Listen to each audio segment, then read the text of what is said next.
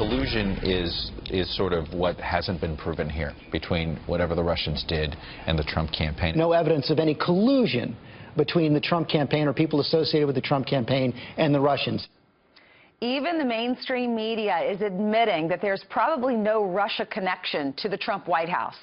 So why can't they stop talking about it? Is this really what American families want to know? Who better to ask than our panel of moms?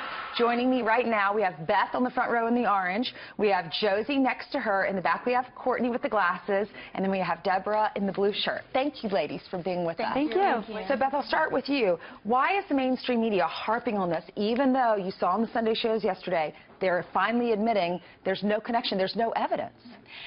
The mainstream media is continuing the story, basically because it's a way for them to undermine President Trump's presidency. They want to infer that he shouldn't have won, and he's not their president. So they want to keep the story going. And personally, I think that the left, they need to stop their whining. We all know that cybersecurity is an issue. I mean, it's a fact that the DNC was hacked by Russia. So why doesn't the left get on board with President Trump and his administration? And let's work on, you know, it's a nonpartisan issue, the cybersecurity. It's a national security issue. They need to work together. Well, let me just ask, are any of you concerned that President Trump, his campaign, colluded with Russia to get elected?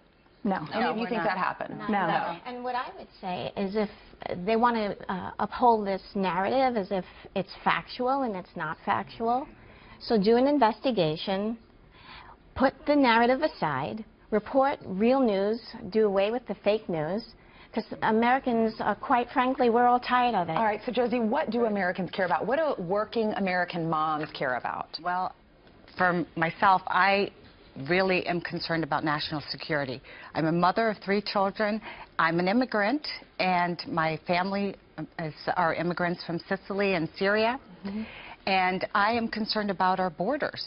Your family's from Syria. What do you think about the Syrian refugee crisis? Do you want us to welcome them into the country? I think that we need to take a pause. I think that we need to get control of our vetting process.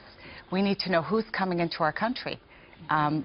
I love being a security mom compared to being an angel mom.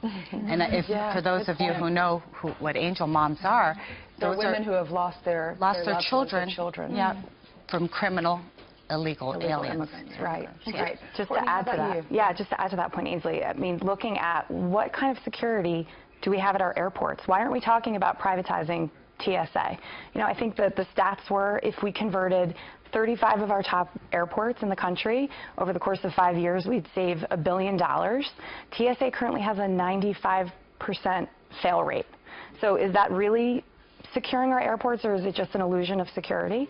And I think along with borders and vetting, we care. I mean, are we making sure that we're deporting illegals that have conducted criminal activity? Are we stopping those on terror watch lists from flying? Do they still have passports? Are they free to roam? Are we deporting them if they're here illegally? So we care about safety and security. So you've all touched on security. What about jobs, the economy, Beth? Well, I mean, obviously that's important too, and that goes back to the mainstream media and the fake news. They're not reporting on what Donald Trump's doing. Right. Donald Trump is doing exactly what Donald Trump said he was going to do, and the mainstream media is refusing to report facts. I mean, we could just take, for instance, the executive order. There was that new executive order on the travel, it's not a ban, but the travel order, and it was redone on March 6th. And, you know, you have this judge in Hawaii that just has, you know, said we're not going to follow it. Right. It's actually unconscionable. We have these liberal judges that are, you know, legislating from the bench, and they're not doing their jobs. And where's the accountability? We have over 100 federal vacancies that President Trump has to fill. And I think that as a nation, as moms, we need to hope and pray. We need to pray that those vacancies are going to be filled by men and women judges who are going to uphold the Constitution. Deborah, are you happy with the work that he's done so far? We're 55, 56 days in. Absolutely. When I'm hearing the reports that ICE, that 75% of the illegal criminal, highlight criminal, illegal criminal immigrants, 75% have criminal records, and ranging from pedophilia and rape and the list is unconscionable. 75%. We read that list of what they've been charged with, and it's like these are the people that he's trying to kick out of the country. That's right. Not separating moms from their kids. Exactly. As a mom, that's one of my concerns. If one of these Exactly. illegals that is charged with rape is living next door to me, right. I don't want my daughter around him. And I Right. want to add, it would be irresponsible for the president and the government to not put the interests of American citizens first. Correct. Courtney. Yeah.